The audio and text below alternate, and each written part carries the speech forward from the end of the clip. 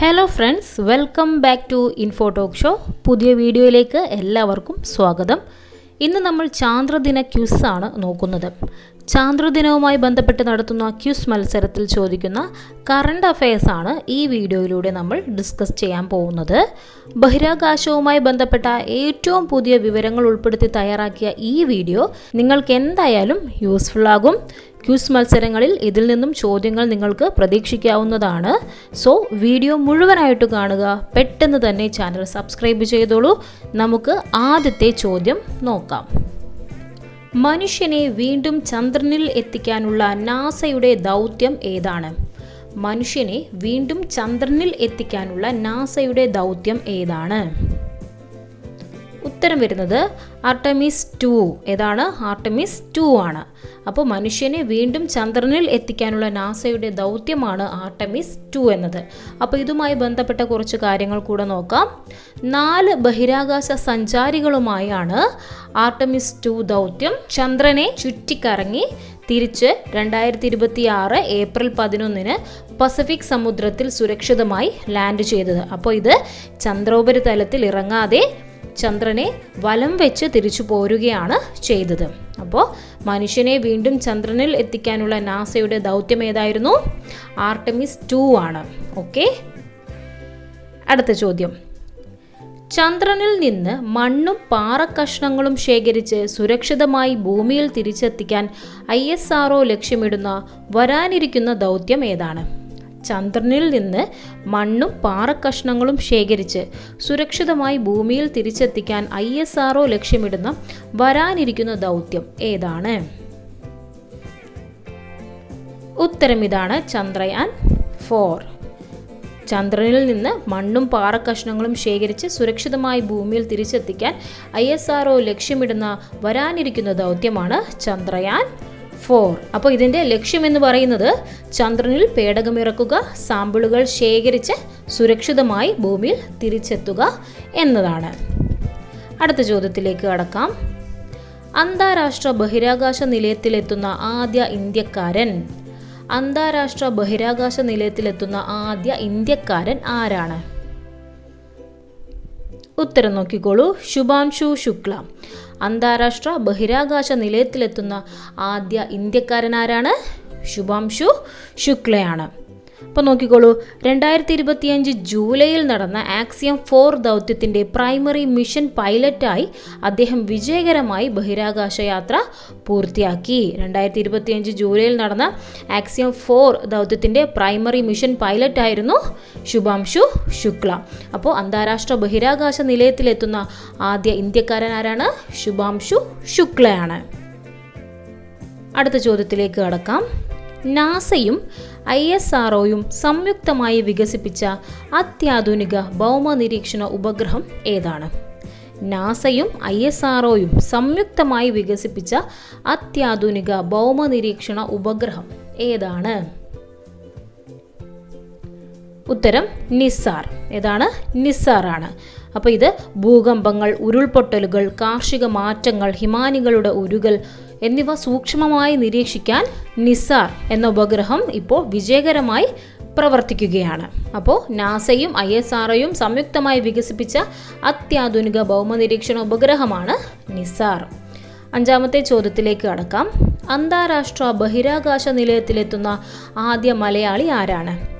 അന്താരാഷ്ട്ര ബഹിരാകാശ നിലയത്തിലെത്തുന്ന ആദ്യ മലയാളി ആരാണ്?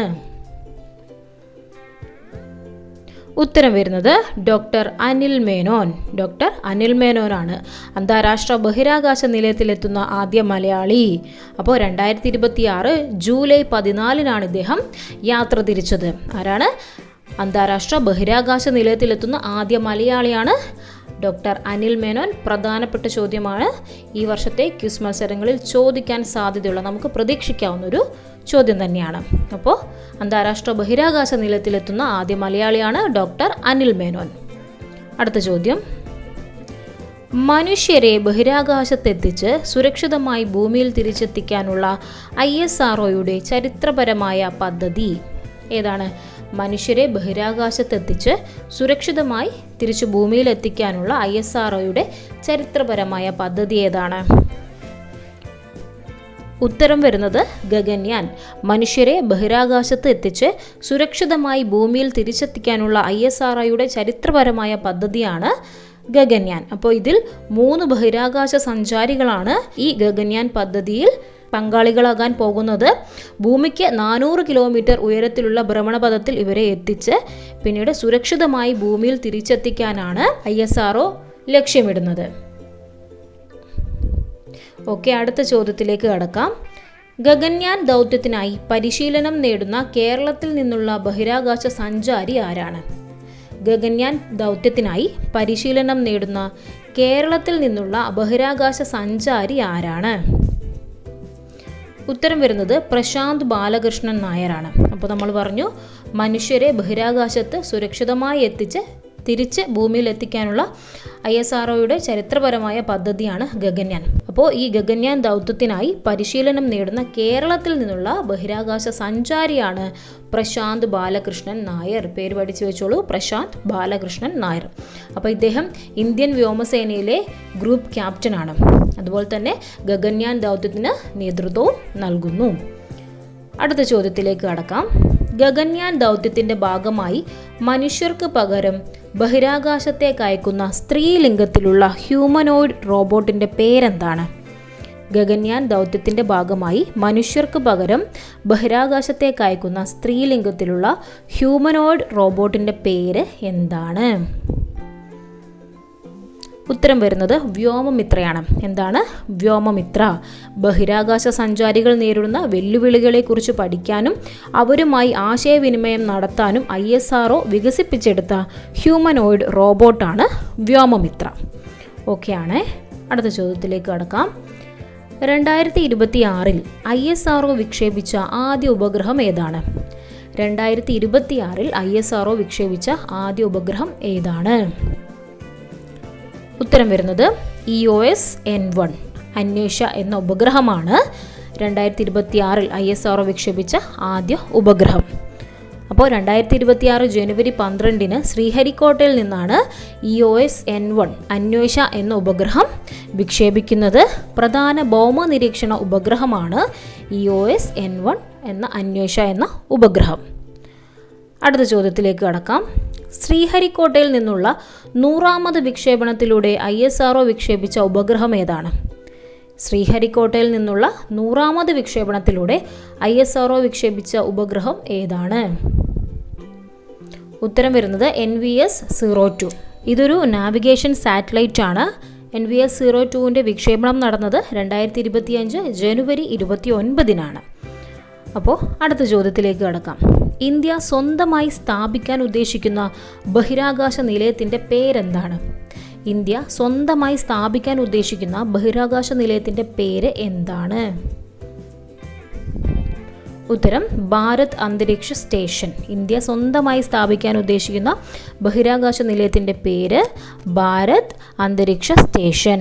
ഇന്ത്യയുടെ ലക്ഷ്യം എന്ന് പറയുന്നത് 2035 ആവുമ്പോഴേക്കും ഭാരത് അന്തരീക്ഷ സ്റ്റേഷൻ എന്ന പേരിൽ ബഹിരാകാശ നിലയം സ്ഥാപിക്കാനും 2040 ആകുമ്പോഴേക്കും ഇന്ത്യൻ ബഹിരാകാശ യാത്രികനെ ചന്ദ്രനിൽ ഇറക്കാനുമാണ് ഇന്ത്യ ലക്ഷ്യമിടുന്നത്. അടുത്ത ചോദ്യത്തിലേക്ക് കടക്കാം. ഇന്ത്യയുടെ ആദ്യത്തെ ശുക്രദൗത്യത്തിൻ്റെ പേരെന്താണ്? ഇന്ത്യയുടെ ആദ്യത്തെ ശുക്രദൗത്യത്തിൻ്റെ പേര് എന്താണ്? ഉത്തരം വരുന്നത് ശുക്രയാൻ 1. ഇന്ത്യയുടെ ആദ്യത്തെ ശുക്രദൗത്യത്തിൻ്റെ പേരാണ് ശുക്രയാൻ 1. അപ്പോൾ 2028 മാർച്ച് 29 ISRO വിക്ഷേപിക്കാൻ പദ്ധതിയിട്ടിരിക്കുന്ന ശുക്രനിലേക്കുള്ള ഇന്ത്യയുടെ ദൗത്യമാണ് ശുക്രയാൻ 1. ഇന്ത്യയുടെ ആദ്യത്തെ ശുക്രദൗത്യം ശുക്രയാൻ 1. അടുത്ത ചോദ്യം. ISROയുടെ ഇപ്പോഴത്തെ ചെയർമാൻ ആരാണ്? ISROയുടെ ഇപ്പോഴത്തെ ചെയർമാൻ ആരാണ്? ഉത്തരം ഡോക്ടർ വി നാരായണൻ. ISROയുടെ ഇപ്പോഴത്തെ ചെയർമാനാണ് ഡോക്ടർ വി നാരായണൻ.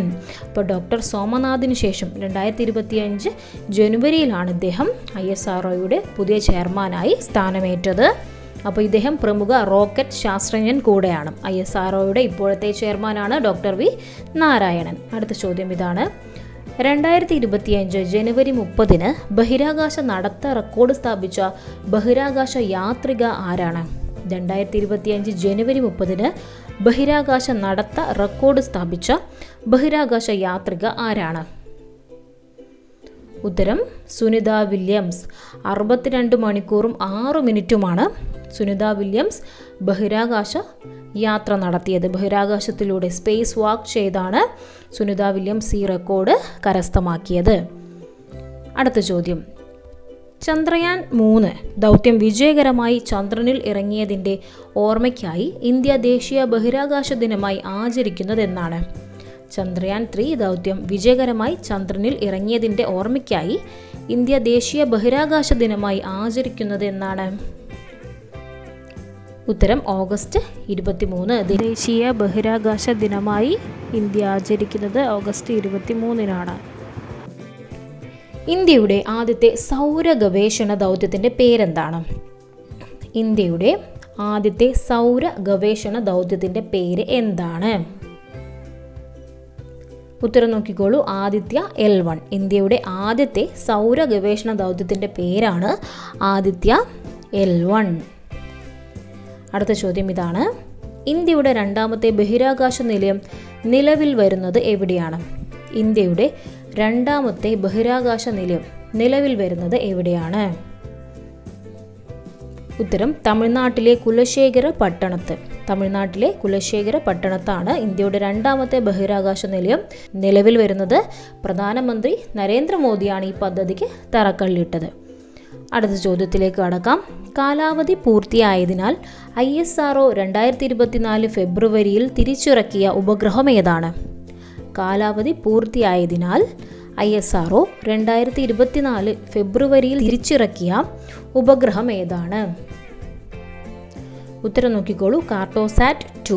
കാലാവധി പൂർത്തിയായതുകൊണ്ട് ISRO 2024 ഫെബ്രുവരിയിൽ തിരിച്ചിറക്കിയ ഉപഗ്രഹമാണ് കാർട്ടോസാറ്റ് 2 എന്നത്. അടുത്ത ചോദ്യം. ചന്ദ്രയാൻ 3 വിക്ഷേപിക്കുന്ന സമയത്ത് ഇന്ത്യൻ ബഹിരാകാശ ഗവേഷണ സംഘടനയുടെ ചെയർമാൻ ആരായിരുന്നു? ചന്ദ്രയാൻ 3 വിക്ഷേപിക്കുന്ന സമയത്ത് ISROയുടെ ചെയർമാൻ ആരായിരുന്നു? ഉത്തരം വരുന്നത് S. സോമനാഥാണ്. ഇദ്ദേഹം ഒരു മലയാളിയാണ്. S. സോമനാഥാണ് ചന്ദ്രയാൻ 3 വിക്ഷേപിക്കുന്ന സമയത്ത് ISRO ചെയർമാനായി വർക്ക് ചെയ്തിട്ടുണ്ടായിരുന്നത്. അടുത്ത ചോദ്യം നോക്കാം. ചന്ദ്രയാൻ ദൗത്യങ്ങൾ വിക്ഷേപിക്കുന്നത് ഇന്ത്യയിലെ ഏത് ബഹിരാകാശ കേന്ദ്രത്തിൽ നിന്നാണ്?